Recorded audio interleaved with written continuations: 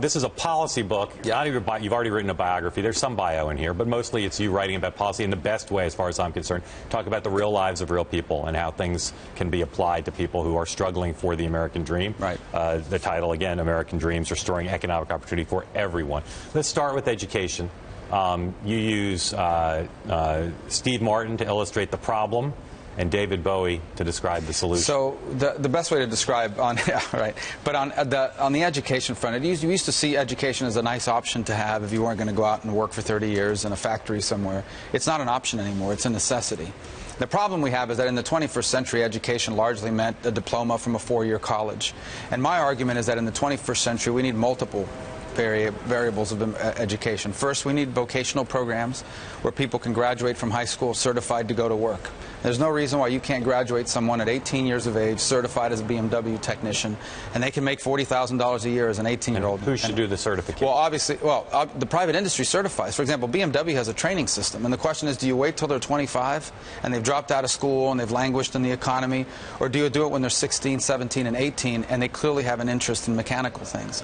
Beyond that, I think we can partner with labor unions. I think we can partner with local governments and community colleges and school districts to do more vocational training and apprenticeships in the trades. And there's a huge demand for that in a growing economy. There's a growing number of those middle skill, higher paid jobs in the 21st century. We have a second challenge with education, and that is people in their 30s, 40s, sometimes 50s, who are working for $11 an hour as a receptionist or in the mailroom somewhere because they never acquired education or are not qualified for some of the newer jobs that are out there.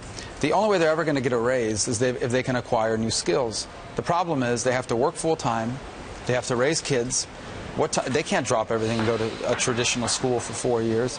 So that's why I talk about innovations and accrediting, so that you can create, or actually you can incentivize what already are existing educational programs that allow you to package learning, no matter how you acquired it. It could be a combination of classroom work, paid or unpaid internships, work experience, life experience. You can test proficiency for some of the subjects, free online coursework. The combination of all of that could be packaged into the equivalent of a degree. Today it's hard to do that because the federal government will only pay for, and the private sector typically only recognizes, a traditional degree from an accredited school. Talk about the innovative idea you have on student loans, replacing student loans with private investments. Plan. Well, it's a personal issue for me. I owed over $100-something thousand in student loans. Easy to pay back. No, I had to write a book. When I got in the Senate, I was paying, I think it was $800 a month.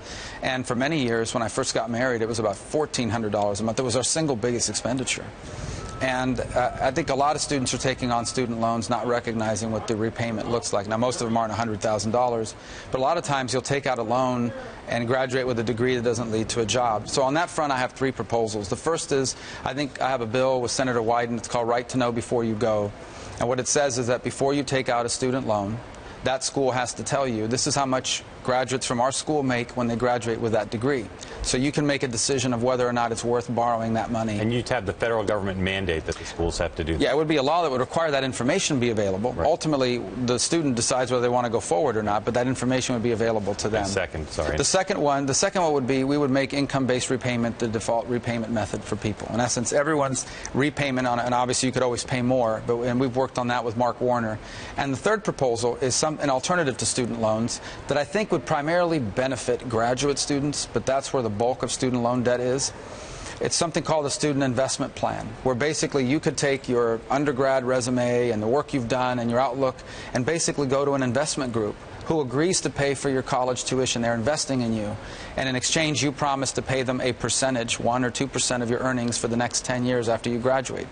And it's just like any investment fund. You're betting on an individual. What kind of people would invest? Well, there are groups that do that now and have expressed an interest in doing it in the future. Look, there would be a profit involved in it, certainly, if you make the right bet in someone. I mean, someone graduates. Evaluate who to bet on? Well, that's exactly what the student have to go in and sell themselves. So you go and have basically like an investment interview and pitch yourself and say, here are my career goals. Here's what I graduated from Stanford with a 4.0 in molecular biology. I'm going to go to medical school. I'm going to become a researcher. I'm going to invent these great drugs. I'm going to make make a bunch of money, and if you pay for my studies for the first 10 years that I work, I'll pay you a percentage of my earnings. If that worked as well as you think it might, how much of the market would that take? Well, I'm not saying that this is the silver bullet for everybody. I would imagine that it would be an option available to some people, not to everyone. But that's okay. I mean, having as many options as possible as an alternative to the traditional borrowing is important. One thing that would help with student loans is what I've described to you earlier, and that is the ability to package learning. Right now, for example, there are millions of Americans that are sitting on anywhere between 15 and 35 credit hours of college work. But that and zero is worth the same thing because you don't get a degree for 30 credit hours. It would be great if we could allow people that have some education, 30 or 40 credit hours, to augment it with online coursework, get credit for their life experience and work experience, and somehow be awarded an employable degree or certificate. And why should these be federal programs? Why not just let governors, innovative governors, handle Well, they can. I mean, the federal role in this primarily is the largest payer of education in the country through Pell Grants, through student loan programs, through all the other programs. But that's the way it is now. Why not just devolve it to the states? In terms of these programs all these programs. Well, I mean, the problem that you could consider doing that, except the problem that you have there is that, for example, students that live in Florida may want to go to school in California, and you would need a federal payment program. I don't want to disrupt the existing system that people now go to school with. Look, I would never have been able to go to college without a Pell Grant and even federally subsidized student loans.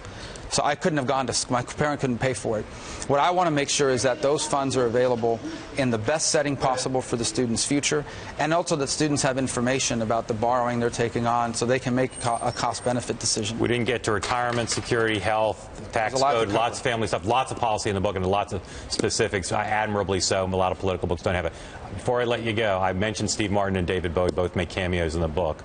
Give you a choice. Imitate one of them or tell me which one's better. And Steve Martin is funny. I don't know as much about David Bowie's life or what he's in, but Steve Martin is... You got a Steve Martin imitation in you? No, I don't. I don't have a Steve Martin imitation. I'm not good at imitating anyone. So. All right.